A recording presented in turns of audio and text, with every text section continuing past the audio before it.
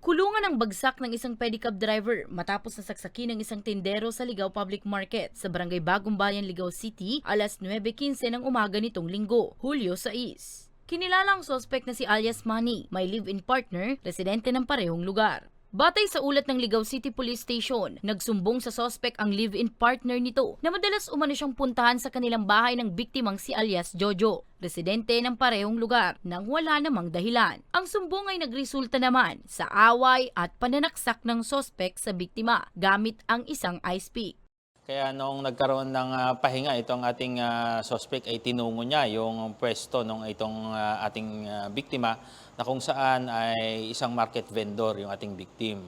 At doon nga nagkaroon sila ng pagtatalo at nung nagtaasan na ng boses ay sinaksak na ng ating suspect yung ating biktima. By the way, magkaibigan naman ito yung ating suspect at biktima. Yun nga lang, napapadalas yung punta niya doon kaya nagsumbong yung misis doon sa ating suspect.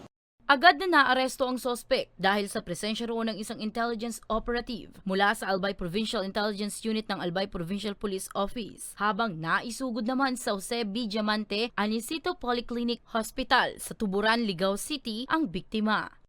Yung atin pong biktima ay under observation pa po sa ospital, although non-fatal naman po yung kanyang tama. Yan po sa ating asawa po, yung sa asawang babae ng ating suspect. Hindi na po natin siya na-interview.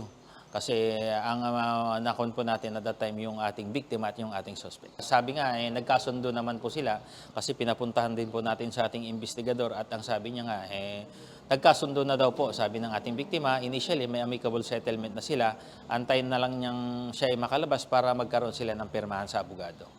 Paalala naman ng PNP, mag-isip bago kumilos at huwag magpapadala sa emosyon para iwas asunto. Para sa mga balitang Tatak Bicol, Danica Garcia.